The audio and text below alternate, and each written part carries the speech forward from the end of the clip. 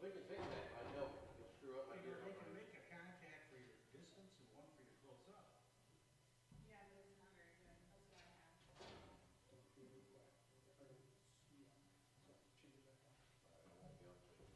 We took, I just took the other one. They said, well, you need to do that. I feel it's Michael, my brother kept Michael. it was your son always a retention of Benjamin Franklin.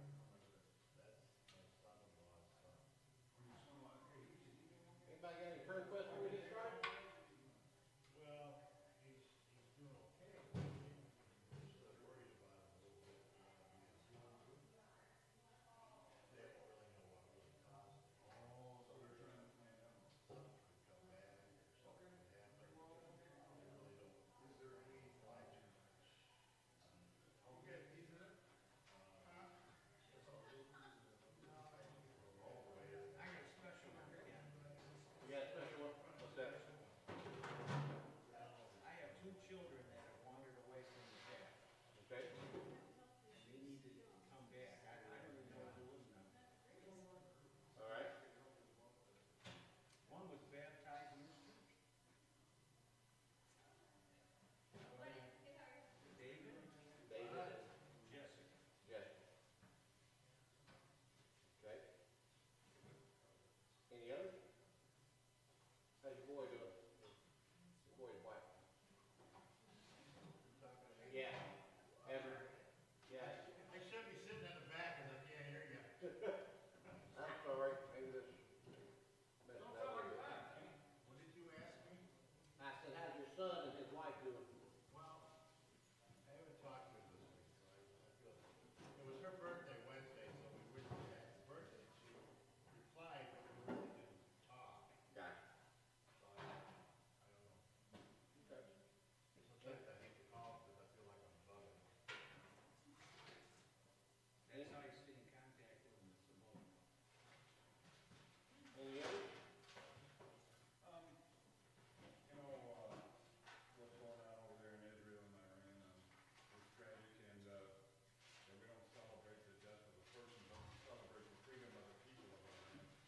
Let's just pray for the innocent lives that are, war is tough, that are getting killed and hurt through this. Just pray for the innocent lives. You know, I'm so thankful that these people are free now finally in Iran, you know, under this regime.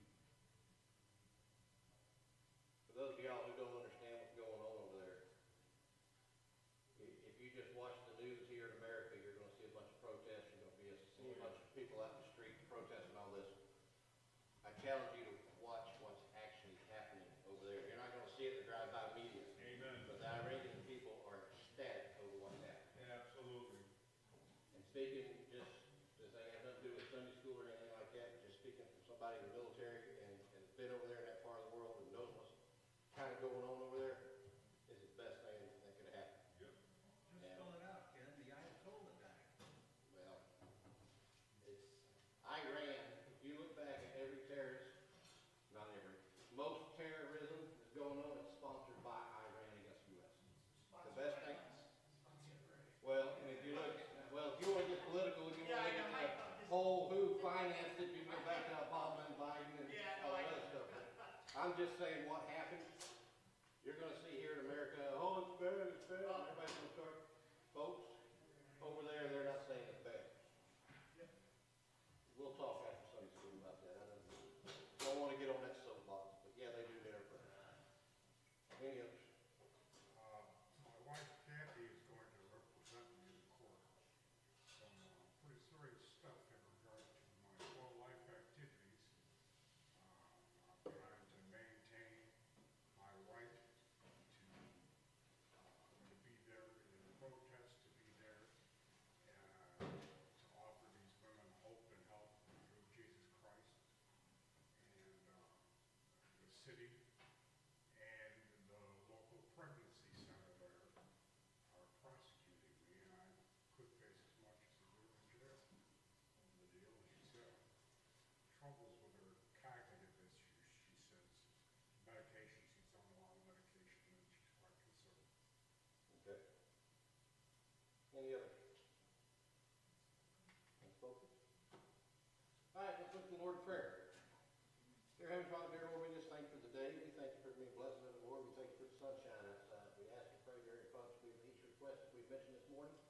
I ask that your will be done in each situation.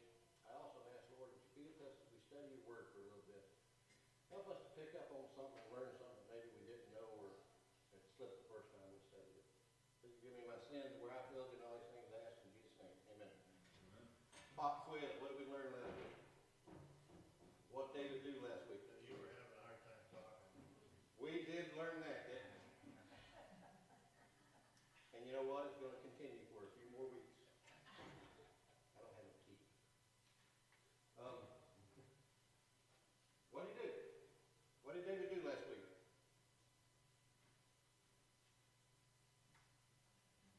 Y'all suck. He took a census, didn't he? Yeah.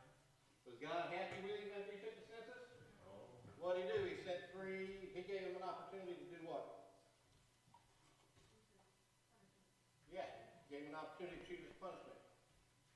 And what did David say? Leave it to the Lord. You know better than I do, right? Mm-hmm. Which then, was there an angel in the story last week? Yeah. What did the angel have?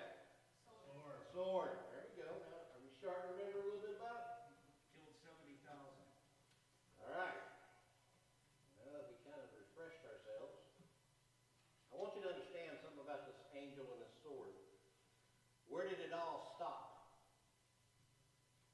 At a threshing floor. At a threshing floor. What's the significance of this threshing floor that we learned last week?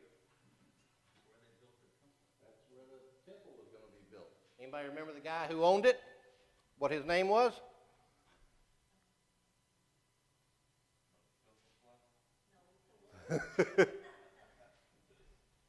Dude, by the way, that was hilarious, what you did, the little running thing to McDonald's. Ornan was the guy's name. That's who David purchased the property from. I bring that up because this week's lesson is titled David's Preparation. And we're in 1 Chronicles chapter 22, and we're going to go over some verses in 22. But, you know, as we study these verses this morning, you're going to learn more about the heart of David, more that the heart of David was after God's own heart. David had done a lot of bad things in his life. We brought these out. We've talked about his sins. He'd done a lot of good stuff, too. David gladly encouraged his nation to do what he personally was forbidden to do. God told David, you can't build the temple. He was not resentful. He wasn't bitter about it just because God had forbidden him to build the temple. He was eager to have Solomon construct a dwelling place for the Ark of the Covenant. And there's a lot of history there, and it's a really cool study if you want to study about the Ark of the Covenant and the temple and Solomon's temple and everything. What I'm trying to get to is one way or another, all of us are going to come to the place where others have to pick up the work that we can't do anymore. As you get older, your body fails. I never will forget, a few years ago, we were down in Alabama, and I had to pick something up out of the back of the truck, and I just couldn't do it anymore. And my nephew, Noah, came over there and just picked it right up and took off with it. And I said, okay, the torch has been passed, brother. You're it. You're the muscle now. Sooner or later, we can't do the things that we used to do. And we got to turn things over to the younger generation coming up. And that's why it's important to bring the younger generation up. All of us is going to come to that place one day where we can't do the work that we used to do anymore. Tyler, what's the name of the missionary? He was from Tennessee, and he used to go to Alaska, and he died recently.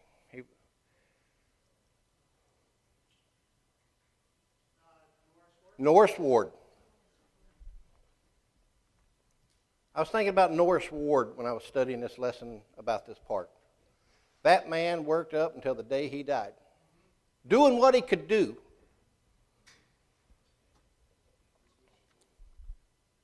The work of God, folks, is greater than any one man. And it's got to be passed from generation to generation. And coupled with this is the sure and certain knowledge of our own mortality. If you were, let me ask you a question. If you were to drop dead right now, who would carry on with what you're doing?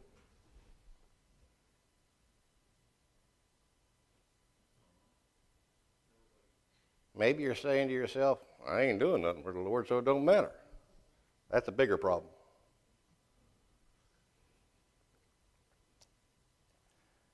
David realized the great work that he wanted to do was going to have to be done by somebody else. David wanted to build the temple. God said, you can't do it. You've shed too much innocent blood, or you've shed too much blood on this earth. Laugh, Julie. She's making fun of my lisp. I am. But God told David he couldn't because he had shed too much blood. So you're not going to be the one to build the temple. David didn't get bitter. David didn't have a cry party. David started preparing for the next person who was going to, which would be Solomon, his son.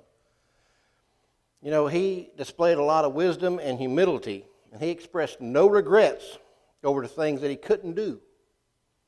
Instead, he gladly provided so that others could do what he couldn't. Look at 1 Chronicles chapter 22. David provided the material that was going to be needed to build this temple. In verse 1 it says, Then David said, This is the house of the Lord God, and this is the altar of the burnt offering for Israel. And David commanded to gather together the strangers that were in the land of Israel, and he set nations to hew wrought stones to build the houses of God. And David prepared iron in abundance for the nails, for the doors of the gates, and for the joinings, and brass in abundance without weight. Also cedar trees in abundance, for the Zidonians, as they of Tyre, brought much cedar wood to David. And David said, Solomon, my son, is young and tender, and the house that is to be builded for the Lord must be exceedingly magnifical, or fame, and of glory throughout all countries. I will therefore now make preparation for it. David prepared abundantly before his death.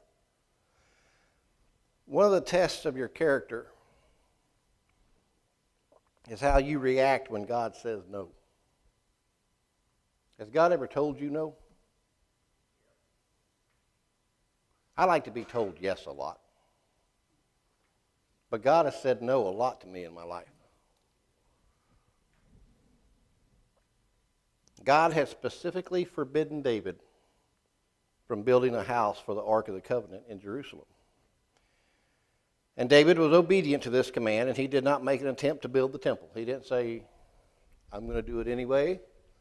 He didn't say, well, if I do this, I can sneak around God. He just accepted it. God said, you aren't going to do it. David said, okay, the next best thing I can do is get on board and start getting stuff ready to be built. God didn't say I couldn't get wood ready for it. He didn't say I couldn't get brass ready for it. He didn't say I couldn't get the building materials. He just said I couldn't build it.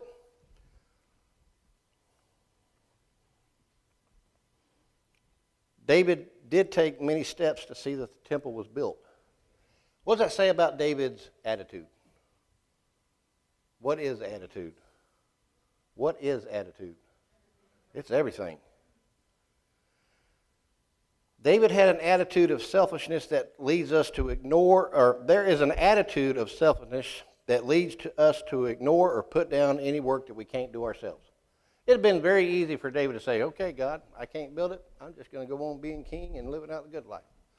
No, he got right to work getting stuff ready to build it. It would have been real easy for King David to have forgotten the entire building project in its own self. But that wasn't his attitude. Instead, he did everything that he could to facilitate the building of the temple. He provided many of the materials and a considerable amount of the money that was needed for the project. The first 5 verses that we just read list such things as hewn stones, H-E-W-N, if you don't know what I'm trying to say. Hewn stones, iron nails, an abundant amount of brass and cedar wood.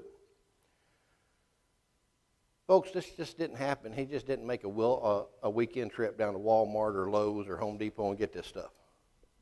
This took years of him gathering this stuff. It took years for David to amass a fortune from the spoils of war that he had fought. And he dedicated a great amount of the money for the building of this temple. The great lesson here is about having the spiritual maturity to understand that we are all part of the great plan of God. God's got a plan, and he's got a plan for you in it. And a lot of people don't like being told that that's not part of this plan. So how do you react when you want to do something but God says no to you? Do you just give up on his plan and start making your own plan?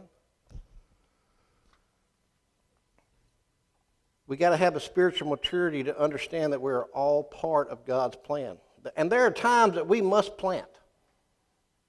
Not so that we can reap a harvest, but so that the future generations can reap that harvest. David knew that he was not personally going to see the completed temple. But unless someone actually begins this work, it would never have gotten done. You know, it's great to be part of a great harvest, to see a completed project. We all glory in those times of blessing, but folks, it takes real faith to gather material that we're never going to use, that somebody else is going to use. David had faith in his preparation skills, and he had faith in his son Solomon, and he had faith in God. Of course, it was possible that a future king would squander these precious resources that he was gathering. But faith is about believing what we cannot see, isn't it? Think about all the brass and the wood and all the money that David was getting together to have this temple built just for somebody else to come along and squander it.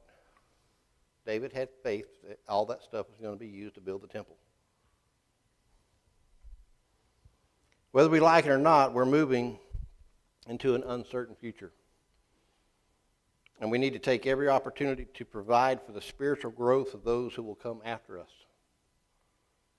The next time you open your Bible, I want you to remember that the words that are written there were written by men who lived thousands of years ago. And they were written with faith that we would believe.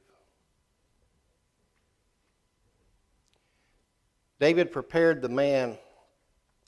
Look at verse 6 through 16.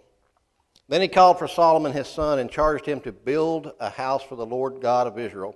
And David said to Solomon, "My son, as for me, it was in my mind to build a house unto the name of the Lord my God. But the word of the Lord came to me, saying, Thou hast shed blood abundantly and hast made great wars. Thou shalt not build a house unto my name, because thou hast shed much blood upon the earth in my sight.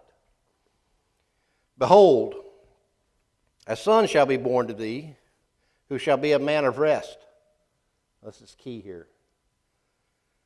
"And I will give him rest from all his enemies round about, for his name shall be Solomon. And I will give peace and quietness unto Israel in his days. He shall build a house for my name, and he shall be my son, and I will be his father, and I will establish the throne of his kingdom over Israel forever. Now, my son, the Lord be with thee, and prosper thou, and build the house of the Lord thy God, as he has said of thee. Only the Lord give thee wisdom and understanding, and give thee charge concerning Israel, that thou mayest keep the law of the Lord thy God." Look down at verse 15 and 16 now. "Moreover, there are workmen with thee in abundance, hewers, and workers of stone and timber, and all manner of cunning, for men of every manner of work. Of the gold, the silver, and the brass, and the iron, there is no number. Arise, therefore, and be doing, and the Lord be with thee." David told his son Solomon here all about his desire to build the house. and all about the message that God had forbade him. He even told him why God told him he couldn't build it. David was completely honest with Solomon. And then he proceeded to tell Solomon about a prophecy David had received about his son that he would have and a special blessing. God would give that son.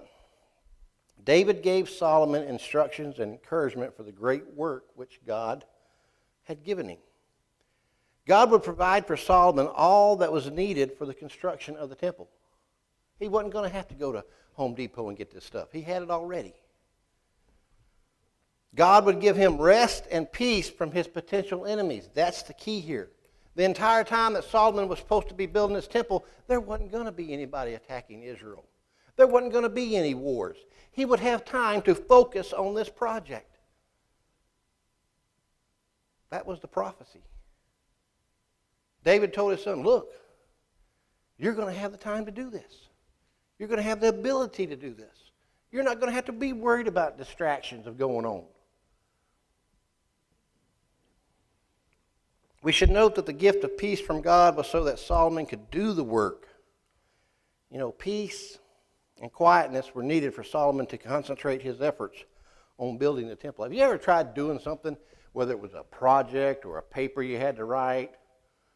I guess they got AI now for that. But you just couldn't focus on it because of everything that was going on around you. Somebody had the TV blaring too loudly, or somebody was having a fight and an argument in the kitchen over what they were going to eat, or maybe there was a neighbor outside banging on something. You just couldn't concentrate. You had all these distractions. Solomon wasn't going to have any distractions. He was going to have the peace and quietness that he needed to build this temple. Solomon was not to use his time of peace selfishly. Instead, he was to realize that his kingdom and his circumstances were a direct benefit provided so that he could accomplish the work that God had appointed him to do. And that should encourage each of us with our own talents and our own abilities to bring honor to God to advance his kingdom. Folks, you ain't got a lot of time here on earth. I don't care if you live to be 100 like my granddaddy did this past August. 100 years seems like a long time. I'm 53 this year. If I live to be as old as my granddaddy, I'm already past the halfway point. Who's to say you're not going to go out and drop dead today? Our time here is short. And that needs to encourage us all to use our talents and our abilities to bring honor to him. God had a part in this, but so did Solomon. We see here a great example of the principle that is stated in 1 Corinthians 3, verse 9, where it says, we are laborers together with God. Folks, God's got a job to do, and so do we. God's given Solomon peace. And Solomon was to recognize this, and he was to use his talents to construct the house of God. God just didn't send the temple down, and boom, there it is. He could have, but he didn't do that. The idea of a temple did not originate with Solomon, but he used his ability to construct it. And that's a great example of working in harmony with the will and the plan. As Solomon went about his business, he needed three important things. He needed wisdom, or the ability to make right choices. He needed wisdom, and that was a gift from God. Wisdom comes from God. We find that in James 1:5. And then he needed understanding. Understanding is learned, folks. When you understand something, you learn about it.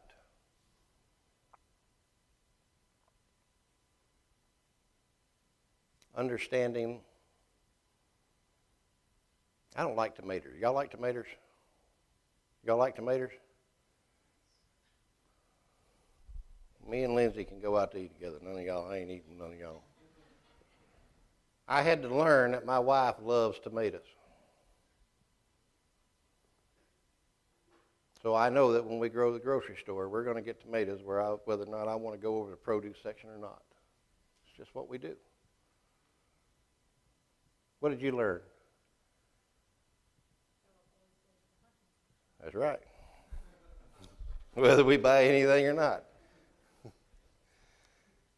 When you understand something, folks, you know what it's about. You learn about it. He learned this when Uzzah died moving the Ark of the Covenant. Remember what happened to Uzzah? He should have touched that ark. So Solomon learned or understood about the ways that he had to move the ark, how he had to, take care of it. There were rules, there were laws about that. No endeavor, no matter how lofty or worthy, is ever going to allow us to set aside the laws of God. If we are ultimately successful, folks, we need to know and follow the mandates that He's given us, and we need to understand them. You have to do God's work God's way. Because if you don't, it's not going to get done. I don't care how great you think you are. It's not going to get done if we don't do it His way. And a lot of times we just need to accept no. It can't be done that way. David enlisted people to help. In verse 17 of 1 Chronicles chapter 22, it says, David also commanded all the princes of Israel to help Solomon, his son, saying, Is not the Lord your God with you? And hath He not given you rest on every side?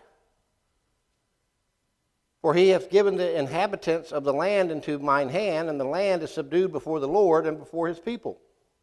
Now set your heart and your soul to seek the Lord your God, and arise therefore, and build ye the sanctuary of the Lord God, to bring the ark of the covenant of the Lord, and the holy vessels of God, into the house that is to be built to the name of the Lord.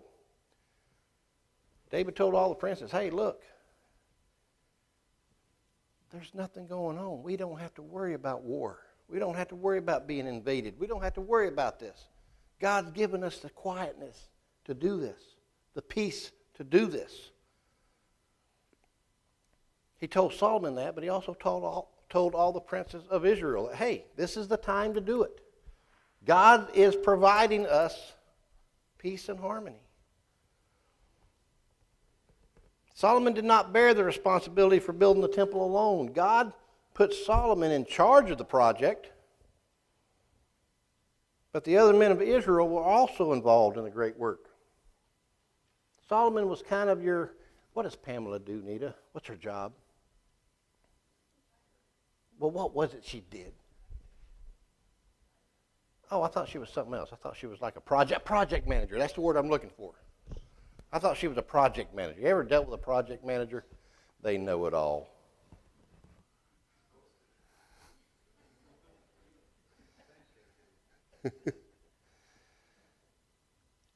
Solomon was the project manager. He knew what was going on, how it should be done, and he was to direct these princes and everybody else to do it. He reminded the people that the rest that God provided Solomon was also enjoyed by all of Israel. It wasn't just Solomon that was going to have this peace and not have to worry about being invaded. Everybody was going to benefit from this. So everybody get on board.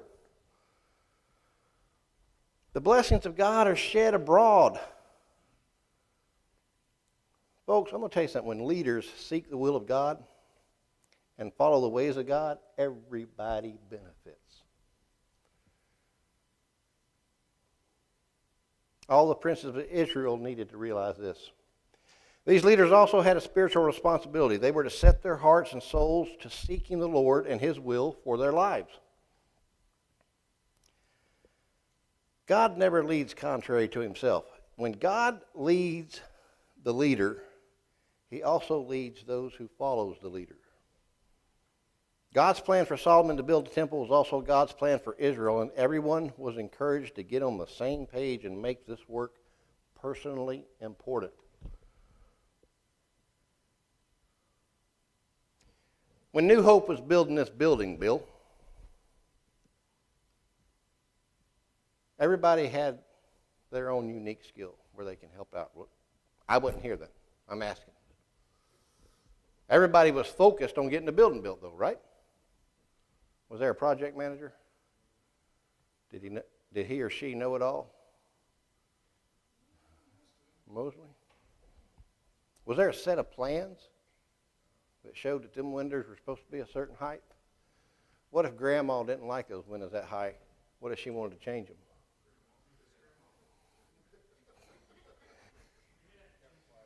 Did we have to change the windows? This one? What I'm getting at is probably everybody was focused on the building, doing it, seeing the completed project. I've seen some pictures that Tyler had posted on, I don't know if they're still there, I haven't looked at the website lately, but there used to be pictures that showed it when this place was bare and the steps. I'll be honest with you, I'm the guy that just likes seeing the finished product.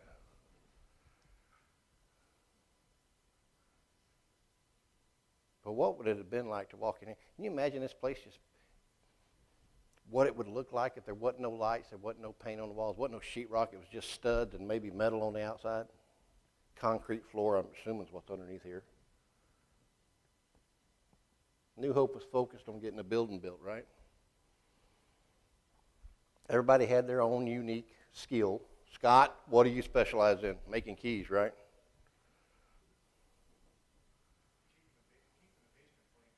Oh, you're special. No, that's my job, brother. Y'all been to the basement here at New Hope? It is immaculate. I'm going to tell you right now. It is the best basement that you will find on Needham Road.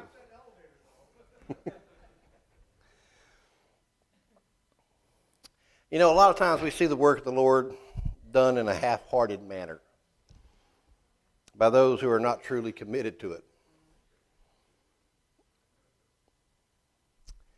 What could we do, folks, if we really set our hearts to doing what the Lord wants us to do? Literally. Only heaven knows.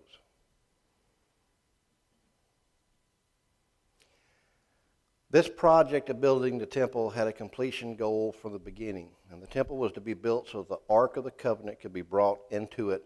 And so worship that had begun at the tabernacle could continue in a permanent place down through the years.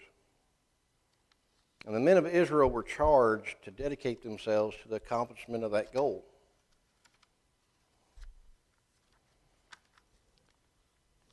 David had a really great goal and a really great dream for his kingdom. He wanted to build a temple to house the Ark of the Covenant. He was not personally allowed to accomplish that. But to his credit,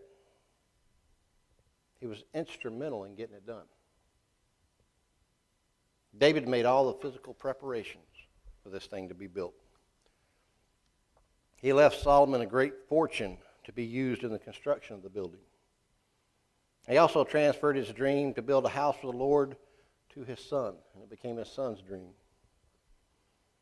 And as Solomon ruled over Israel, he surely realized that the peace of the nation was from God. As he saw peace, he also saw an opportunity, and he took that opportunity to lead his nation in the construction of that great structure. The nation of Israel was readily followed, they readily followed his leadership, and the work was completed. And Solomon's temple, if you ever look at pictures of what people drew about it, or the way it was supposed to be built and looked, it really was something to look at. And the great lesson here is that we should give ourselves to accomplishing the work of the Lord in every way we possibly can. And maybe, perhaps like David, we won't get to do it directly. And if not, we should help others and be an encouragement to those who come after us. Like the princes of Israel that David talked to, We may be called on to follow someone else who is leading.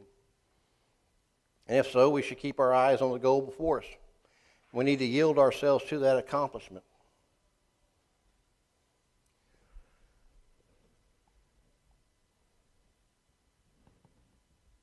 There are things that we can't do anymore as you get older. There are times that God is going to tell you no. You may say, hey, I want to do this. And you might get told no.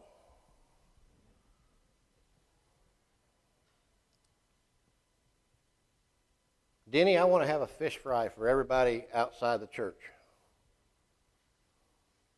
But I want to do the frying. I don't want you involved with frying the fish at all. Did you hear that? God told me no.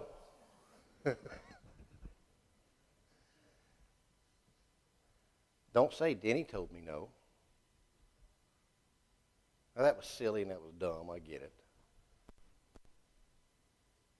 But maybe I should go help catch the fish, Denny, for the fish fry. Maybe I should buy the bread and the peanut oil, because the fish isn't boiled in peanut oil. If you say that like you boiled your fish, it makes it sound healthier. Fried fish isn't good for you, right? I don't fry my fish. I boil it in peanut oil. Peanut oil is the only way to fry fish, Paul.